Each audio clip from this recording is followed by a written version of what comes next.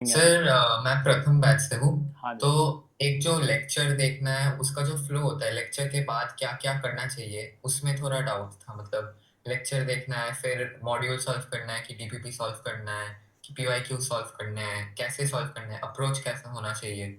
ये मेरे ख्याल से ना वीकली अप्रोच। लेक्चर सॉल्व करने के बाद सॉरी लेक्चर अटेंड करने के बाद मेरे ख्याल से ना एसेंशियल शीट के अंदर जो उस लेक्चर के वाले सवाल है ना वो निपटाने चाहिए। जेईई मेन की बुकलेट के अंदर जो अगेन उस टॉपिक के जो सवाल है ना वो निपटाने चाहिए, क्योंकि एक्सरसाइज 1 के अंदर और जेईई मेन के बुकलेट के अंदर जो क्वेश्चन है ना वो सारे के सारे सब टॉपिक वाइज है, तो वो वाले सवाल निपटाने। तो ये तो पहली प्रायोरिटी होनी चाहिए। उसके बाद जो बाकी सवाल है ना वो सारे के सारे ऐसे हैं कि चैप्टर खत्म होने के बाद कर रहे हैं। जैसे एक्सरसाइज 2 है, उसका सवाल कोई चैप्टर स्टार्ट हुआ और मैं एक्सरसाइज 2 का सवाल मान लो कि करने लग जाऊं, तो काफ़ी सारे चांसेस बात की कि एक्सरसाइज 2 का सवाल नहीं बने, क्योंकि उसमें मिक्स्ड कॉन्सेप्ट्स भी होते हैं और हो सकता है कि चैप्टर के लास्ट वाला कॉन्सेप्ट उसके अंदर लग रहा हो। So in that case I would say that कि एक्सरसाइज 2 हो गई, ये आप है ना जैसे चैप्टर खत्म हो उसके बाद ही हाथ लगाना। एडवांस की बुकलेट खत्म हो गई, उसको चैप्टर खत्म होने के बाद ही हाथ लगा। अब बचा क्या? ओके बचा सर। बेटा डीयूपी। तो बेटा डीयूपी के लिए मैं जो शिवांश को बोला था मैं वही तेरे को बोलूंगा कि डीयूपी के अंदर तो फिक्स कर ले कि वीक 1 में 1 एंड 2, वीक 2 में 3 एंड 4, वीक 3 में 5 एंड 6, वीक 4 में 7 8,